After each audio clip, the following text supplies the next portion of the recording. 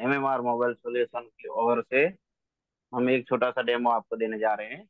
Dead mobile जो भी market के अंदर आता है, आपके पास कोई भी डेड सेट आता है, तो उसकी शुरुआत कहाँ से करनी चाहिए। ठीक है। तो सबसे पहले आपको शुरुआत कहाँ से करनी चाहिए, हम तीन तरीके से आपको समझाएंगे। एक, विथ बोर्ड में जो सेट आपका है उसकी क्या कंडीशन होनी चाहिए, वो मल्टीमीटर से ट्रेसिंग करके दिखाएंगे। सेकंड नंबर में आपको स्केमेटिक भी दिखा देंगे। और थर्ड नंबर में हम, अगर स्केमेटिक में किसी को समझ में नहीं आता है, तो हम अपने हाथ से लेआउट बना के भी उसका डायग्राम बना के आपको समझाएंगे। ठीक है। एक बात का ध्यान रखिएगा, कृपया बीच में कोई मत बोलिएगा। जब तक डेमो खत्म हो जाए उसके बाद बोलना है, जो भी क्वेश्चन है। Okay sir. चलो ठीक है। सबसे पहले अगर हमारे पास डेड सेट आता है कोई भी, ठीक है, तो सबसे पहले हमें क्या चेक करना चाहिए, हमें चेक करना चाहिए हमारी बैटरी। बैटरी कितना वोल्टेज चार्ज, तो बैटरी हमारी होनी चाहिए 3.7 से 4.2 तक। 3.7 से प्लस ही होनी चाहिए, नहीं तो आपका सेट ऑन नहीं होगा। मिनिमम इतनी रिक्वायरमेंट है। ठीक है। तो कैसे चेक करते हैं, वो तो पता है ना, मल्टीमीटर में 20 DC रेंज में रख के आपको वोल्टेज चेक करना है। ठीक है। पॉजिटिव को पॉजिटिव पे और ग्राउंड को ग्राउंड के साथ। मिल रहा है 4.6, 4.0। चलो, अगर इतनी 3.7 से प्लस है तो मान के चलो आपकी बैटरी सही है। ठीक है। फर्स्ट पॉइंट ये हो गया। सेकंड पॉइंट, आपको चार्जर लगा के आपको वी बस चेक करना है। वी बस हमारा कितना मिलेगा, सबसे पहले 5.1। 4.9 से 5.02 मिलता है। ठीक है। अगर 4.9 आ रहा है तो मल्टीमीटर का भी थोड़ा बहुत वेरिएशन रहता है। ठीक है। ये दोनों ओके आ गई। ठीक है। उसके बाद थर्ड नंबर में आपको चेक करना है वी बेट का आपका GR। GR कैसे होता है, डायोड वैल्यू में मल्टीमीटर को सेट करना है आपको। हाँ राठौर सर, ठीक है। माइक्रोस्कोप पे दिखाओगे नहीं? दिखाएंगे ना, तो दिखाएंगे वहां पे भी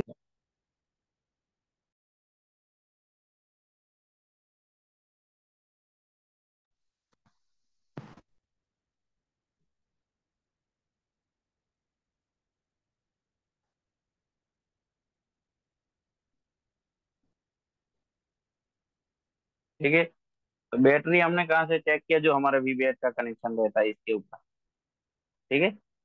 यहाँ पे प्लस को प्लस में, माइनस को माइनस, DC20 में सेट करना है। उसके बाद हमें चेक करना है वी बस का, जहाँ पे आपका सब बोर्ड से मेन बोर्ड के अंदर कनेक्शन आता है, वहां तक आपको चेक करना है कि 5 वोल्टेज आ रहा है या नहीं आ रहा है। ठीक है। राठौर सर। उसके राठौर बाद हमें सर, चेक। जी। एक फुल स्क्रीन की कर दीजिए ना।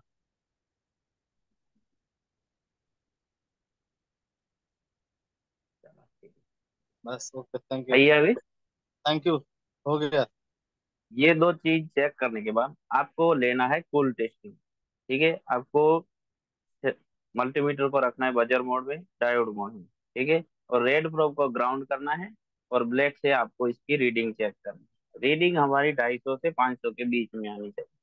अगर 250 से नीचे जा रही है, 250 से नीचे जा रही है, ठीक है, कितना है, 454। ठीक है। अगर 250 से नीचे जा रही है तो आपकी लाइन है लीकेज होने लगी। ठीक है। उसके बाद इसको उल्टा करके चेक करना। यहाँ पे आपको या तो 1500, 1300, 1400 आनी चाहिए, 1200 से प्लस आनी चाहिए, नहीं तो OL आनी, तभी आपकी लाइन सही है। ठीक है। ये आपका कूल टेस्टिंग हो गया। ठीक है। आपने चेक किया, कूल टेस्टिंग हो गया। उसके बाद भी अगर आपका सेट डेड है, तो फिर आगे आपको स्टेप थर्ड नंबर में फॉलो करना है, आपके DC power supply. DC power supply को आपको यहाँ पे कनेक्ट करना है आपके वीबेट जैक के अंदर। ठीक है। और क्या चेक करना है, जैसे आपने ये कनेक्ट किया बूट टेबल, ठीक है, उसके बाद आपका DC पावर सप्लाई कुछ भी ऑटो रीडिंग लेता है, विदाउट पावर ट्रिगर किए हुए कुछ भी रीडिंग लेता है, पूरा एम्पियर उठा लेता है, या 10, 20, 30, 35 कुछ भी अगर आपका एम्पियर उठाता है, तो वो आपकी लाइन शॉर्ट या तो लीकेज मानी जाती है। ठीक है। अगर आपका ऑटो कंज्यूम नहीं लेता है तो फिर हमें आगे स्टेप फॉलो करना है।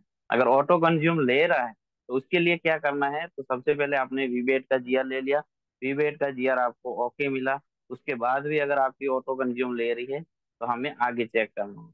क्या चेक करना है, तो हमें उसके बाद वीपीएच की लाइन चेक करना है। ठीक है, वो हम बाद में बताएंगे। तो ठीक है समझ। अब हम आपको दिखा देते हैं स्केमेटिक में इसको किस तरह से डायग्नोस्टिक कर। ठीक है, ये हमारा बैटरी कनेक्टर है। सही से स्क्रीन दिख रहा है ना? J2303। ठीक है, ओके सर। Okay sir. इसको कॉपी करना है लेआउट में। लेआउट हमारा लोकेशन दिखाता है, और स्केमेटिक जो इसका डायग्राम रहता है वो उसकी पूरी डिटेल देती है, जो भी कंपोनेंट है वो कैसे वर्क कर रहे हैं।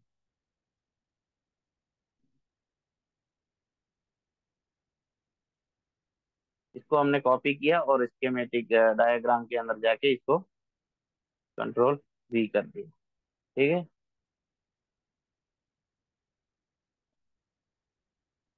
ये हमारी वी बैट की लाइन, बैटरी कनेक्टर। इसके अंदर कितने कनेक्शन है?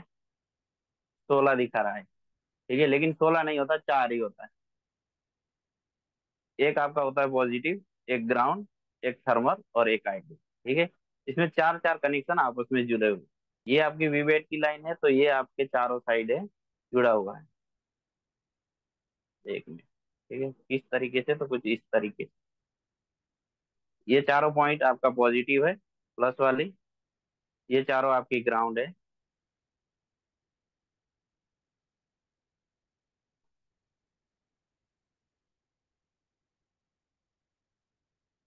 ये आपकी थर्मल की लाइन है। ये दो थर्मल है, और ये आपका आईडी है, और ये थर्मल है। ठीक है, एनटी से। सबसे पहले आपने कनेक्टर चेक कर लिया, सारा जीआर ओके मिला आपको, आईडी, थर्मल और वीबेट का। उसके बाद आपका ऑटो कंज्यूम लेता है, तो हम कहाँ जाएंगे? ऑटो कंज्यूम अगर आपका उसके बाद भी ले रहा है ऐसे, तो उसके बाद हमें चेक करना है हमारा वीपीएच। वीपीएच कहाँ से जनरेट होता है? डीसी टू डीसी आईसी के अंदर से। तो डीसी टू डीसी आईसी को फाइंड आउट करने के लिए, अगर कोई नया सेट है और आपको पता नहीं है कि डीसी टू डीसी इसकी आईसी कहाँ पे लगी हुई है, ठीक है, तो आप दो तरीके से ढूंढ सकते हैं। या तो आप वीबेट की लाइन को पकड़ के स्केमेटिक में से जाते हो, तब भी आपको मिल जाएगा। ठीक है, नहीं तो आपका मिल जाएगा वी बस लाइन को पकड़ के। देखो, ये किस में गया? U1101। ठीक है, U1101, ये हमारी कौन सी आई थी? ये डीसी टू डीसी। ठीक है, इसमें पीछे ए विभाग इसका लिखा हुआ है, तो शायद नहीं आएगा ये, ए की वजह से नहीं है। ठीक है, तो हम मैन्युअली सर्च कर लेते हैं U1101।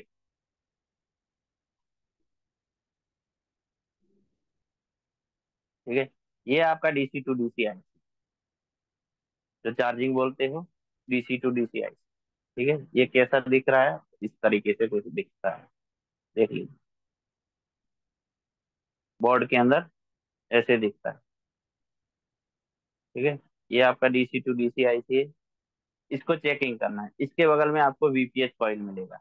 तो वीपीएच कॉइल को कैसे फाउंड करोगे? तो स्केमेटिक में जाना है। जैसे 1101 आपका है, इसके बाद जैसे आपको ये यूएसबी इन मिला, आगे जाके आपको एक कॉइल मिलेगा, ये। ठीक है, वोल्टेज, स्विच चार्जिंग और वीपीएच पावर, दोनों को मिला के एक कॉइल, कॉइल के ऊपर दोनों मिलके एक वीपीएच पावर जनरेट होता है।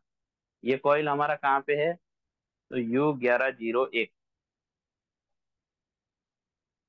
L1101।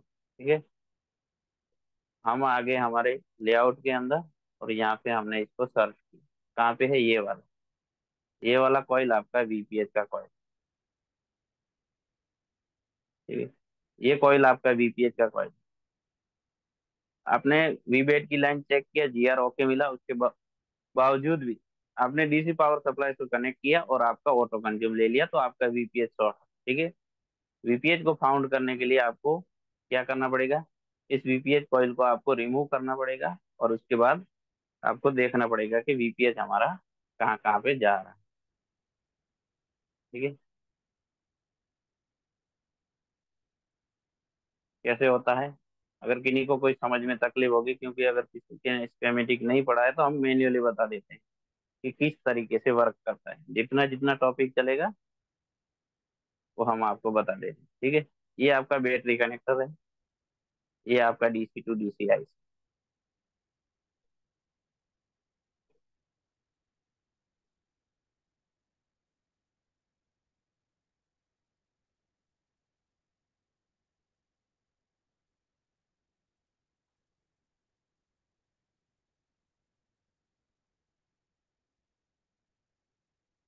ये आपका डीसी टू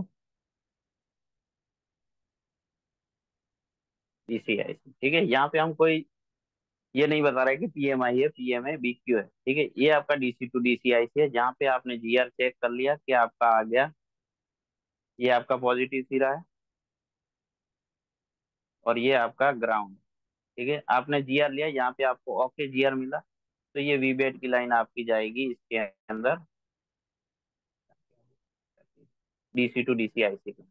उसको कैसे फाउंड करना है?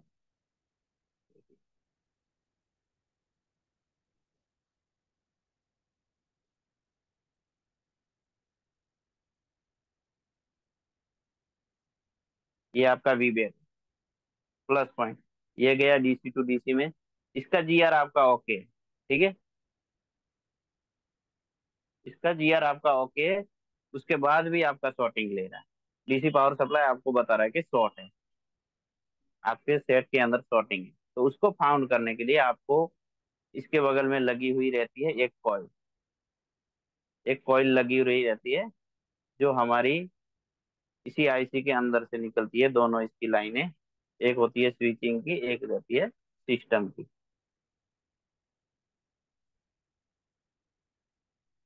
ठीक है, कुछ इस तरीके से रहती है, और इसके बाद जहाँ से निकलता है वो आपका वीपीएच रहता है। ठीक है, तो इस कॉइल को आपको रिमूव करना है। ठीक है, इस कॉइल को रिमूव करने के बाद अगर आपके वीपीएच के आउटपुट में शॉर्टिंग है, तो वीपीएच बेसिकली कितनी जगह पे जाता है, तो वीपीएच आपका यहाँ से निकल के कहाँ कहाँ जाता है, आगे एक आईसी हम ड्रॉ करते हैं। Sorry, थोड़ा सा,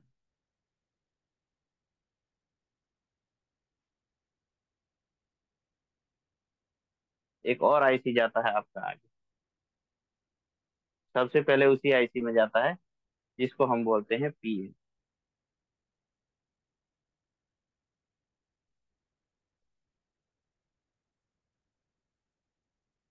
ये आपका पीएम आईसी है। एक मिनट,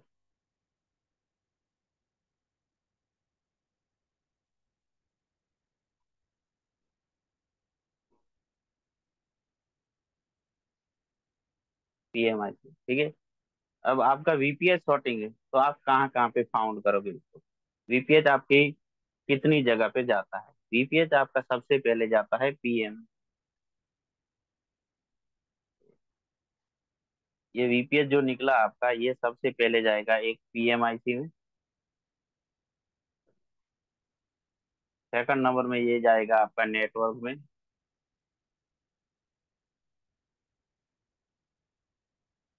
नेटवर्क का आपका 2G और 4G दोनों पीए में जाएगा।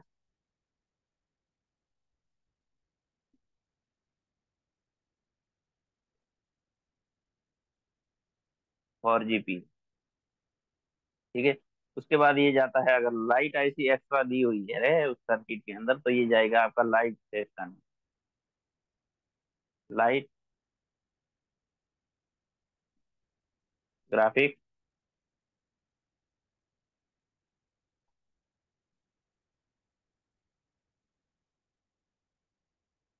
एलडीओ,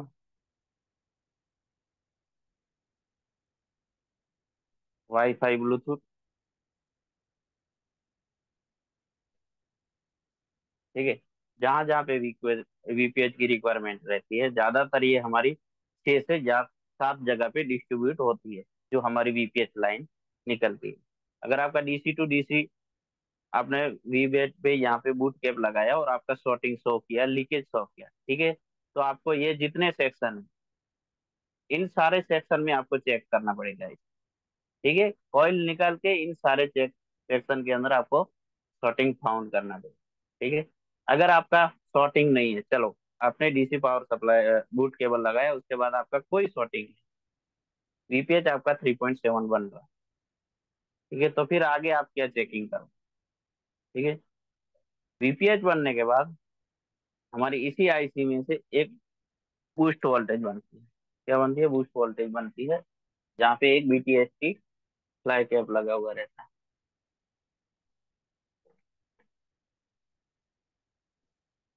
यहाँ पे एक हमारा कैप लगा हुआ रहता है, जिसका एक सिरा यहाँ से कनेक्ट रहता है। ठीक है। कैप कहाँ गया? थोड़ा कलर चेंज कर। ये आपका कैप है। ठीक है। और दूसरा इसका सिरा आपका लगा हुआ रहेगा, जो डीसी टू डीसी आईसी है उसके अंदर। यहाँ पे आपका बनेगा 3.7, जो आपकी वीपीएच कॉइल के साथ कनेक्ट है, जो सिस्टम लाइन स्विचिंग लाइन के साथ कनेक्ट है। यहाँ पे आपका बनेगा 3.7 वोल्टेज।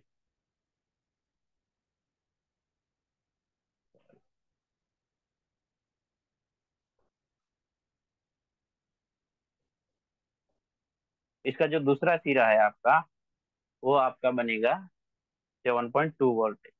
ठीक है। जितना एक सिरे पे बनेगा, उसके दुगना दूसरे सिरे पे आपका वोल्टेज बने। जब आपका वीपीएच ओके हो गया, उसके बाद आपका ये वीपीएच ओके होने के बाद हमारा जाएगा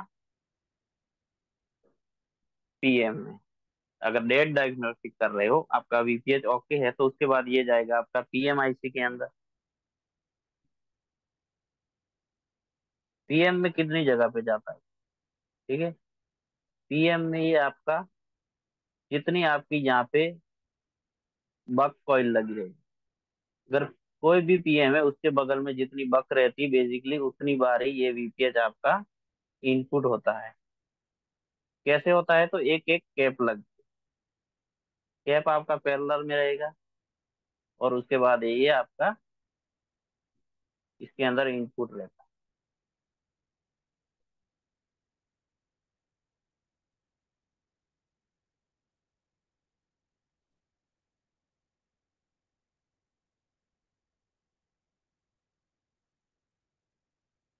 ठीक है। इन सब में बीच में एक छोटे छोटे कैप लगा हुआ रहता है, वो सारे आपके पैरेलल में रहेंगे। एक सिरा इसके साथ कनेक्ट रहेगा, दूसरा सिरा इसका ग्राउंड रहेगा। ठीक है। कुछ इस तरीके के रहते हैं। जीवन सर, आवाज सही है ना? ठीक है। इसका दूसरा सिरा ठीक है, आपका एकदम ग्राउंड। No problem. ओके।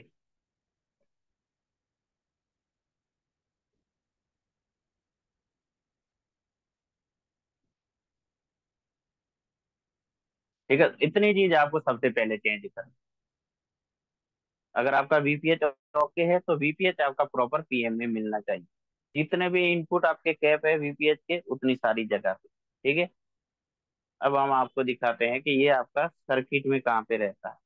पहले स्केमेटिक में दिखा देते हैं कि स्केमेटिक में कैसे पकड़ते हो आप इसे। चलो, आपने वहां से पकड़ा। आपका कॉइल अगर वीपीएच में कुछ बूट केबल से शॉर्टिंग मिलता है, लीकेज मिलता है, तो आपको वीपीएच को रिमूव करना है। और आपका वीपीएच देखिए कितनी जगह पे गया हुआ है।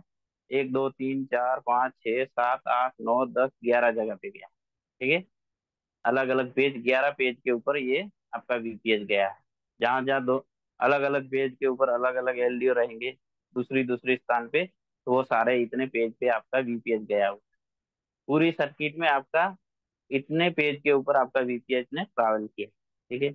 तो वीपीएच को पकड़ते हुए हम आगे बढ़ते हैं। ये यहाँ से निकला, उसके बाद ये वापस इसी के अंदर है। ठीक है। G1201 ये हमारी पीएमआई है, तो वापस इसी के अंदर आया है। ये भी डिस्प्ले सेक्शन में है। ठीक है। अभी हम सिर्फ डेड डायग्नोस्टिक दिखा रहे हैं कि अगर डेड फोन है तो उसको कैसे डायग्नोस्टिक करना है। ठीक है। बाकी पूरी आईसी को पढ़ने के लिए पूरा एक दिन लग जाता है, पूरा एक क्लास लेना पड़ता है। ठीक है। एक आईसी के अंदर बहुत सारे फंक्शन रहते हैं। ठीक है। ये हमारा U1201 जो है, ये हमारा पीएम मेन पावर आईसी है, PM439। ठीक है। तो इसमें कितनी जगह पे हमारा ये वीपीएच आया है?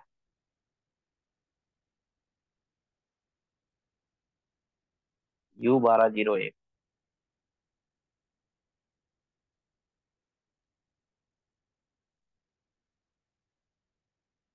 का ये पार्ट ग्राउंड है। ये आपका जीपीआई सेक्शन है। देखिए, दिख रहा है ना? ये वीपीएच पावर आपकी डीसी टू डीसी से निकल के आपकी 1 2 3 4 5 6 7 7 कैप के जरिए ये इनपुट हुआ है। और जितनी आपकी बक रहती है उतनी बार ये आपका वीपीएच इनपुट होता है। ठीक है। तो हम अभी आपको बोर्ड के ऊपर दिखाते हैं कि कहाँ कहाँ पे ये सारी चीजें होती हैं।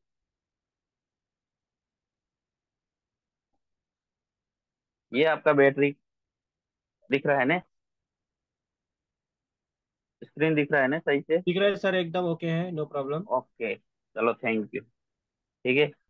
आपने चेक किया बूट केबल के बाद आपका कोई भी ऑटो कंज्यूम नहीं। तो फिर क्या करोगे आप? स्केमेटिक में देखोगे, लेआउट में उसका लोकेशन देखोगे, उसके बाद आपको बोर्ड में ट्रेसिंग करना है कि हमारी डीसी टू डीसी आईसी जो लगी है उसके बगल में जो वीपीएच कॉइल है वहां पे हमारे वोल्टेज जनरेट हो रहा है या नहीं हो। ठीक है। तो कैसे चेक करना है? तो चार्जर को इनपुट करना है।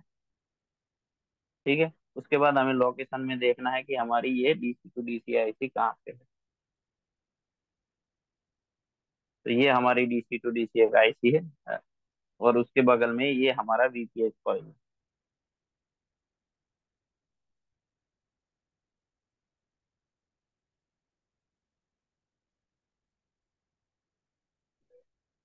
मिल रहा है कितना वोल्टेज मिल रहा है? 3.2। ठीक है। 3.2 से 4.2 तक आपका वोल्टेज बनता है यहाँ। ठीक है। बैटरी लगा दोगे तो 3.7 हो जाएगा, नहीं तो 3.0 से 4.2 तक बनता है इसका वोल्टेज। अगर ये लीकेज नहीं है तो हम वोल्टेज चेक कर रहे हैं। ठीक है, लाइन शॉर्टिंग नहीं है। और मान के चलो अगर आपका ये वोल्टेज बन ही नहीं रहा है तो फिर आप क्या करोगे? तो उसके लिए आपकी जो डीसी टू डीसी आईसी लगी है उसको एक बार आप भी उसकी इनपुट चेक करोगे। कैसे चेक करोगे? तो सबसे पहले इसके अंदर हमारा वीबस इनपुट हो रहा है या नहीं हो रहा है। ठीक है। तो उसके लिए देखिएगा यहाँ पे एक कैप है जहाँ में हमारा 4.9 वोल्टेज इनपुट हो रहा है। ठीक है। और इसी को इनपुट जो हमारा हो रहा है वो सही से इनपुट हो रहा है या नहीं हो रहा है उसको कंफर्मेशन करने के लिए क्या होता है? एक हमारा पीएमआईडी कैप लगा हुआ रहता है, यूएसबी पीएमआईडी। वहां पे जितना आपका वीबस बनता है उतना ही आपका उस पीएमआईडी कैप के ऊपर भी बनना चाहिए। ठीक है। दिख रहा है पीएमआईडी कैप 4.9। ठीक है। और कभी भी अगर दोनों आपको सेम मिलता है, मान के चलो ये आपका 4.9 है और ये भी आपका 4.9 है, तो क्रॉस वेरीफाई वेरीफाई करने के लिए दोनों में आपस में कनेक्टिविटी है या नहीं है ये अवश्य एक बार चेक कर लेना। ठीक है। आपकी वोल्टेज बन गई तो उसके बाद आप आगे चेक करोगे। क्या चेक करोगे? कि हमारी वीपीएच पीएम तक पहुंच रही है या नहीं पहुंच रही। अरे रुक जा भाई, कहाँ भाग रहा है?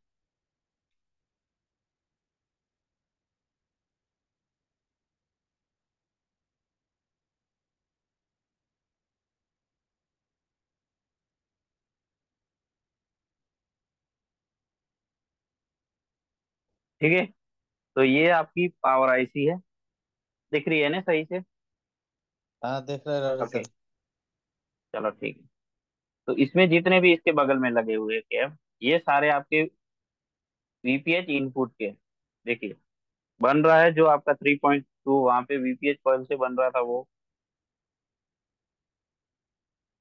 इसमें भी बन रहा है, इसमें भी बन, सॉरी ये थोड़ा मल्टी, हाँ इसमें भी बन रहा है और इसमें भी बन रहा है।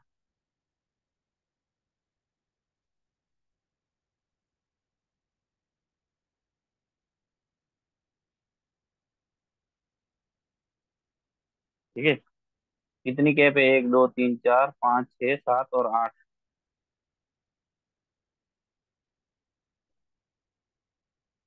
ठीक है। 8 बार इसके अंदर वीपीएच इनपुट हुआ है तो हमारी बक कितनी बनेगी? 7 कॉइल पे हमारी बक बनेगी। ठीक है। एक वीपीएच आपका स्पेशल फॉर किसी अलग सेक्शन के लिए बनता है। ठीक है। वो जब स्कीमेटिक हम पढ़ाएंगे आगे तब पूरा डिटेल में बता देंगे। ठीक है। अब आपका वीपीएच इनपुट हो गया तो उसके बाद हमें क्या चेक करना है? अगर ये वीपीएच आपका इनपुट यहाँ पे नहीं हो रहा है, तो जो आपकी डीसी टू डीसी आईसी थी, उसके बगल में जो आपकी वीपीएच कॉइल है, उसका और इसका आपस में कनेक्टिविटी चेक करना। ठीक है। जैसे आपका वीपीएच इनपुट हुआ, ठीक है, उसके बाद एक चीज और इसके अंदर इनपुट होती है, क्या होती है? System okay. वो आपकी डीसी टू डीसी आईसी भेजती है 1.8 वोल्ट तक। और किसी में अगर सिस्टम ओके नहीं है तो पीजी लाइन रहेगी। ठीक है। और जो रिसीव करेगी पावर, उसको केबल पावर बोले। जैसे ही इनपुट आपकी रिक्वायरमेंट पावर आईसी को प्राप्त हो जाती है, उसके बाद हमारी पावर क्या करती है? सबसे पहले हमारा एक हायर एलडीओ जनरेट करती है। क्या करती है? हमारा एक हायर एलडीओ जनरेट करती है 2.0। ठीक है। 2.0 हमारा higher L 2.05 higher LDO generate होता है। उसी के साथ हमारा एक लोअर एलडीओ जनरेट होता है, जो होता है हमारा 0.0 का। ये रहा। ठीक है। विलेज S3 आपका 1.2। ठीक है। ये दोनों कॉइल पे आपका जो हायर एलडीओ और लोअर एलडीओ इनपुट बनेगा, वो वापस आपका पावर के अंदर इनपुट हो जाएगा।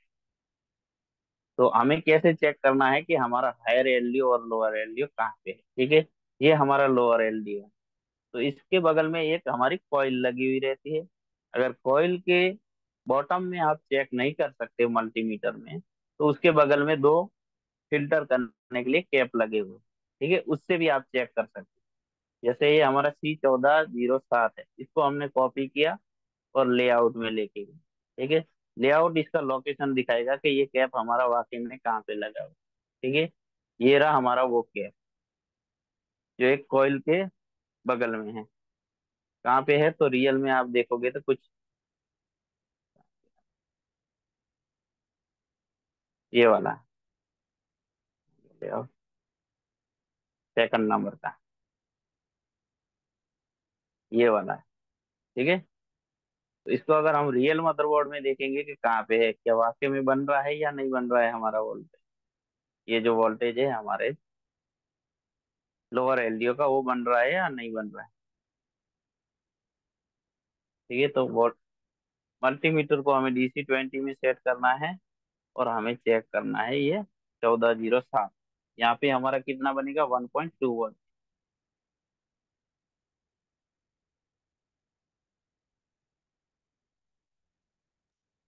बन रहा सर है इसको one microscope. Point three okay, microscope से दिखाएं।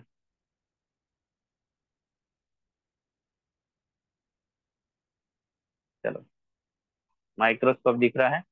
अभी फुल स्क्रीन नहीं करेंगे, क्योंकि बार बार स्क्रीन काटनी पड़ रही है, इस वजह। यही वो है जो आपका स्केमेटिक लेआउट जो भी चीज दर्शाता है, वो रियल बोर्ड के अंदर वही चीज रहती है। ठीक है। वो कोई डिफरेंट नहीं है। वो उसकी जेरॉक्स कॉपी है, समझ लो। जो आपका स्केमेटिक जो लेआउट है, वो आपकी इसकी मेन बोर्ड की जेरॉक्स कॉपी है। ठीक है। अभी किन्हीं को समझ में आया होगा, नहीं आया होगा तो हम अपने माध्यम से समझाते। तो यहाँ पे अगर हमने चेक किया कि सबसे पहले हमारा डीसी टू टीसी के अंदर एक वी बस लाइन इनपुट होती है। ठीक है। एक ओवीपी आईसी लग के यहाँ पे आपका एक ओवीपी हो गया। ओवीपी के आउटपुट में से निकल के आपका यूएसबी वी बस इन होता है। ठीक है।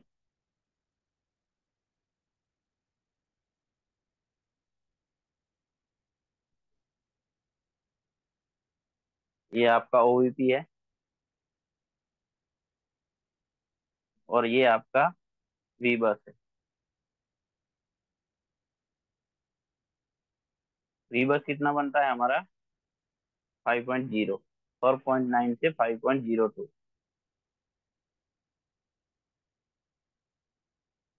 ठीक है।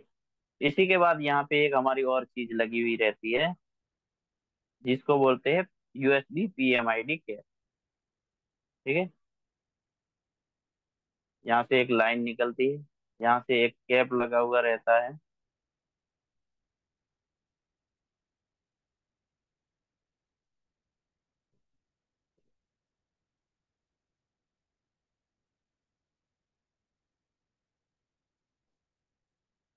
ये कैप हमारा पैरेलल में रहेगा, और इसी को बोलते हैं हम यूएसबी पीएमआईडी।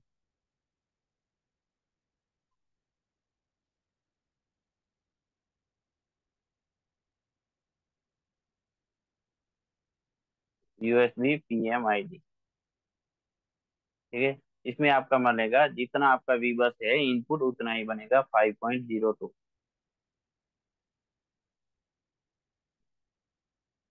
ठीक है। ये आपका कहाँ से आएगा?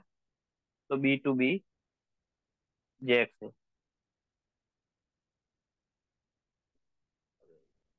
गलत लिख दिया, यहाँ पे लिख।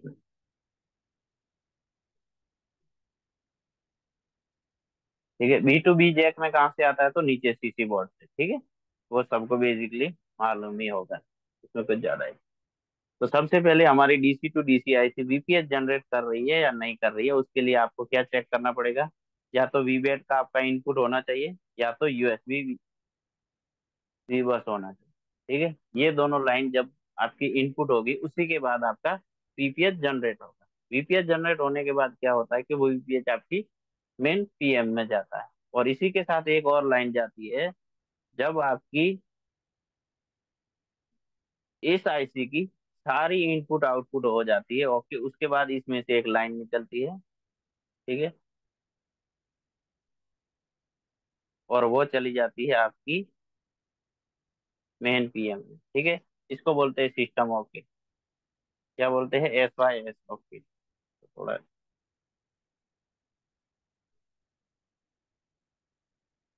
System okay.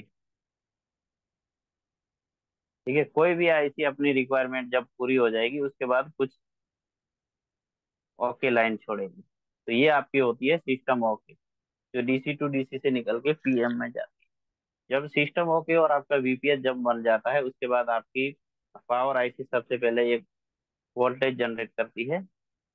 एक मिनट।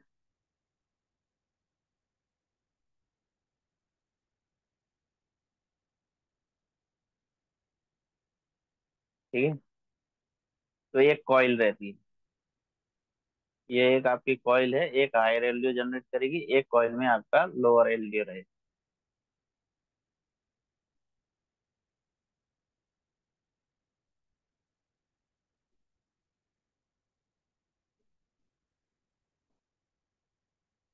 ठीक है, एक आपका लोअर एलडीओ है, एक हायर एलडीओ है।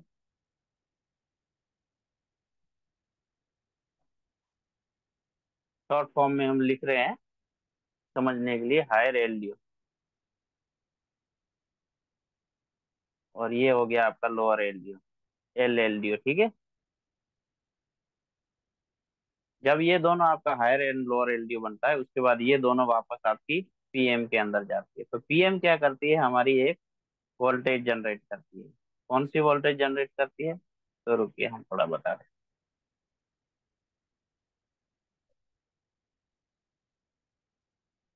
ठीक है, और दो आईसियां रहती है हमारी बूटिंग के लिए। कौन कौन सी रहती है? ये रहेगी आपकी स्टोरेज आईसी, कोई भी हो, ईएमएमसी हो, यूएफएस हो, कोई भी हो, स्टोरेज, इसलिए हम इसको स्टोरेज आईसी बोलते हैं। फ्लैश आईसी भी बोल सकते हैं, आपकी ईएमएमसी हो चाहे यूएफएस। ठीक है, ये तो अभी बेसिकली हम इसको ईएमएमसी लिख देते हैं, इन्हीं को कुछ गड़बड़ ना हो। ये आपकी ईएमएमसी, और ये आपका है सीपीयू।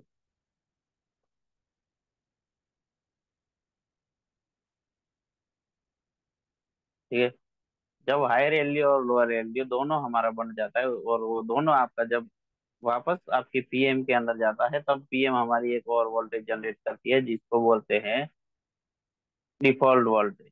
ठीक है, और वो हमारा सीपीयू में भी जाता है और ईएमएमसी में भी जाता है। ठीक है, इसको बोलते हैं हम डिफॉल्ट वोल्टेज। कौन सा? Default voltage 1.8।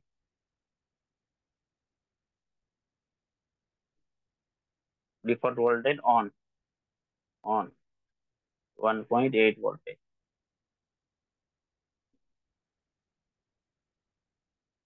ठीक है, ये हायर एलडीओ लोअर एलडीओ हो गया, उसके बाद आपका डिफॉल्ट 1.8 हो गया, वो आपका ईएमएमसी सीपीयू में भी जाएगा। और ये डिफॉल्ट ऑन जो आपका 1 पॉइंट है ये बोर्ड में और बहुत जगह पे ट्रैवल करेगा। ठीक है। ये तीनों की रिक्वायरमेंट होने के बाद हमारा बग सेक्शन शुरू होता है। क्या होता है, हमारा बग शुरू होने लगता है। तो ज्यादा हो गया।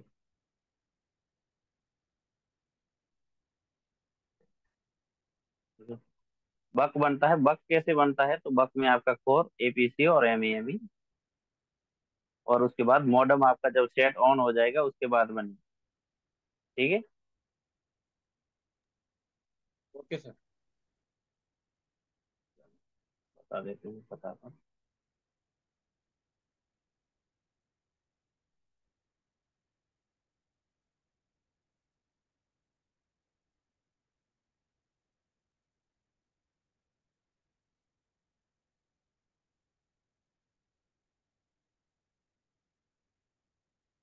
थोड़ा माउस से राइटिंग कर रहे हैं इसलिए थोड़ा दिक्कत होता है। ठीक है। हाथों से नहीं कर रहे हैं तो समझ लेना। ठीक है। ये आपकी कोर बन गई। क्या बन गई, कोर वोल्टेज बन गई। ये आपकी एपीसी है।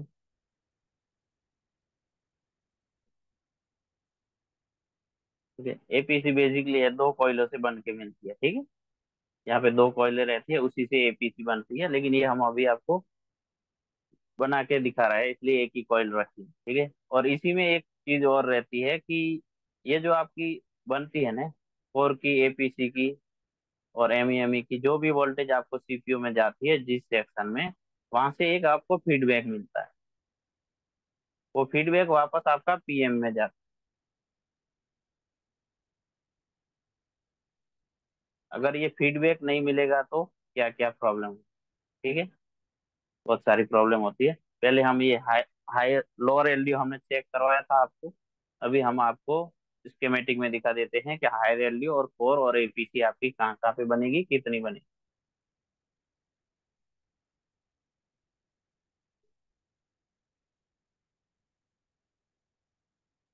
ठीक है। उसके बाद ये रहा आपका हायर एलडीओ।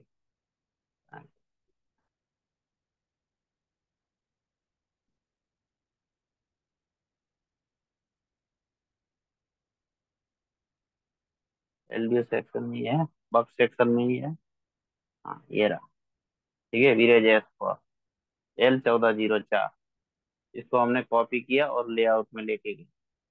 L1404 कहाँ पे है, तो ये रही हमारी यहाँ। ठीक है। बोर्ड में कहाँ पे रहती है, तो वो हम आपको दिखाते हैं यहाँ। ठीक है। यहाँ पे आपको वोल्टेज कितना मिलेगा, 2.05।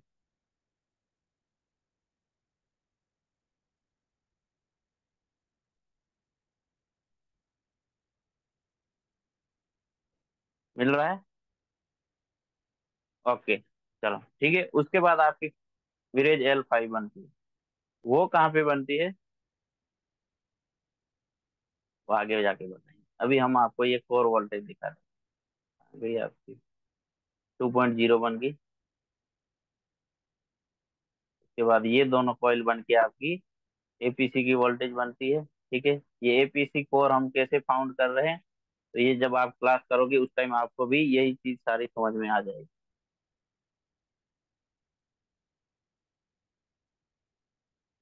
कहाँ पे, ये रही सेकंड नंबर की कॉइल,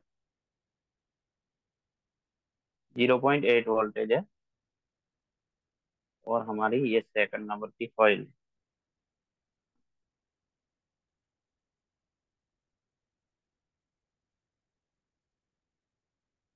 बन रही है 0.742। ठीक है। उसके बाद आपकी आती है कोर लाइन।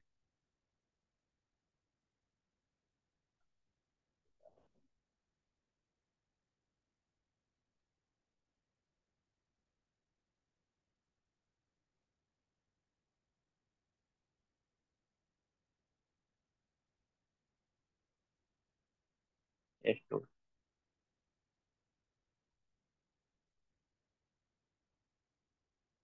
0.8, ये रही 1402 पर। ये कहाँ पे है, तो इसको हमने कॉपी मारा और लेआउट में लेके गए। 0.8 हमारा बनेगा इसी में। कंट्रोल V किया, ये रही सेकंड नंबर की कॉइल। ठीक है, यहाँ पे हमें 0.8 मिलना चाहिए। ओके, चलो मिल रहा है। उसके बाद हमें वीरेज L5 मिलना चाहिए। देखिए कैसे वर्क करता है ये। तो अगर आपका ये बक सेक्शन वर्क नहीं कर रहा है, ठीक है, ये आपका कोई वोल्टेज नहीं बन रहा है, तो उसके लिए क्या करना पड़ेगा आपको। सबसे पहले हायर एलडीओ और lower LDO system okay check करना। अगर ये तीनों ओके है तो आपको पावर को रिमूव करना है, उसको एक बार आप रिवॉल्व करके बैठा सकते हो, नहीं तो रिप्लेस करना है। ठीक है। और इस कोर और आपकी एपीसी और L5 वोल्टेज को बनने के लिए इनपुट रिक्वायरमेंट रहती है। ठीक है, वो इनपुट रिक्वायरमेंट भी आपको चेक करनी पड़ती है। ठीक है, वो इनपुट रिक्वायरमेंट अगर हम आपको दिखाएंगे तो डेमो बहुत लंबा हो जाएगा। ठीक है, यहाँ तक आपका कोर वोल्टेज बन जाता है। ठीक है, उसके बाद अब आपको हम मैन्युअली गाइड करते हैं। जब इतनी सारी आपकी लाइनें ओके हो जाती है, उसके बाद क्या होता है, वो आपका जब बक सेक्शन प्रॉपर काम करने लग जाता है, उसके बाद आपका पावर आईसी में से एक और सेक्शन ऑन होता है। ठीक है, उसको बोलते हैं हम फिर एलडीओ सेक्शन। ठीक है, उसमें एलडीओ की लाइनें बनती है। और जब आपकी एलडीओ एकदम ओके बन जाती है सारी लाइनें, तो एलडीओ की लाइनें हमारी कहाँ जाती है, जहां जहाँ रिक्वायरमेंट रहती है। एक तो आपकी एलडीओ इसी में आएगी, ईएमसी में 2.8, बाकी सीपीयू में रहेगी, रैम में रहेंगी, अदर जिस जिस सेक्शन में रहेगी एलडीओ लाइन की रिक्वायरमेंट उन सब में जाएगी। ठीक है, जिसको बोलते हैं विरेज, विरेज लाइन। ठीक है, जब विरेज आपका ओके हो जाएगा, उसके बाद क्या होता है कि आपका सीपीयू एक वोल्टेज मिल गया। अब इसको क्या चाहिए, सीपीयू को रन करने के लिए फ्रीक्वेंसी चाहिए। ठीक है, तो सीपीयू आपकी पावर आईसी को एक सिग्नल भेजता है। ठीक है, एमएसएम बीबी क्लॉक रिक्वेस्ट के लिए। तो पावर आईसी क्या करती है, power IC only for voltage के ऊपर नहीं चलती है, इसको भी चलने के लिए आपको फ्रीक्वेंसी चाहिए। तो पावर आईसी के बगल में हमारा एक 100 क्रिस्टल लगा हुआ है। ठीक है, ये क्रिस्टल कैसे वर्क करता है, ये भी इसमें भी बहुत ज्यादा टाइम लगता है। ठीक है, तो इस क्रिस्टल में से एक इनपुट होता है, एक आउटपुट होता है। ये क्रिस्टल जब आपकी इस आईसी को, पीएम को वापस फ्रीक्वेंसी देता है, तो पीएम आईसी हमारी क्या करती है, इसको हमारे सीपीयू को भेजती है, बीबी क्लॉक और स्लीप क्लॉक, दो नाम से। टाइम की थोड़ी कमी है इसलिए हम जल्दी जल्दी बता रहे हैं। बीबी क्लॉक और एक आपका होगा sleep clock.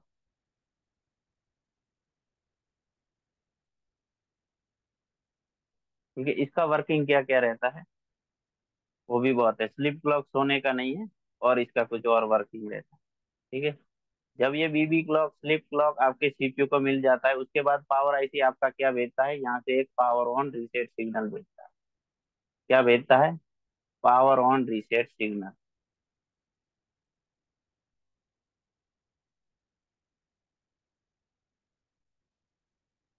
Power on reset. ठीक है, जब ये पावर ऑन रीसेट आपका सीपीयू को मिलता है, तो सीपीयू आपका क्या देता है, आउटपुट में एक और सिग्नल भेजता है। जब ये सारी वोल्टेज बन जाएगी आपकी, पावर की इनपुट और आउटपुट दोनों ओके हो जाएगी, उसके बाद ही पावर ऑन रीसेट मिलेगा। उसके बाद आपका निकलेगा एक सीपीयू में से सिग्नल, जिसको बोलते हैं हम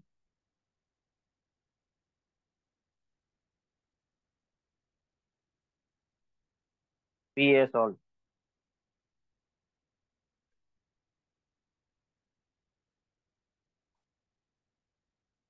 ठीक है, पीएस होल्ड आपका पावर में भी जाएगा और आपकी डीसी टू डीसी आईसी में भी जाएगा। ठीक है, ये दोनों लाइन आपस में जुड़ी हुई। ठीक है, जब ये सारी चीजें आपकी ओके हो जाएगी, उसके बाद आपका सीपीयू एक एमएमसी को एमएसएम रीसेट भेजता है, और आपका बोर्ड जो आपकी पूरी सीक्वेंस है इसके अंदर ऑन होने के लिए, ये सारी प्रोसेस आपकी जो वोल्टेज सिग्नल की रिक्वायरमेंट रहती है, जब इतनी सारी ये चीजें मिल जाती है आपकी ओके बन जाती है, तब आपका सर्किट प्रॉपर वर्किंग में, बूटिंग वर्किंग में आता है। ठीक है, उसके बाद इस सर्किट को वर्क करने के लिए एक सॉफ्टवेयर प्रोग्रामर भी चाहिए। ठीक है, तो जब आपकी सिग्नल और वोल्टेज की इनपुट सारी एक सर्किट के अंदर बन जाएगी, उसके बाद आपका आगे का काम रहता है एमएमसी का, सॉफ्टवेयर का, या प्रोग्रामिंग का, या रैम। ठीक है, चलो, सभी को धन्यवाद।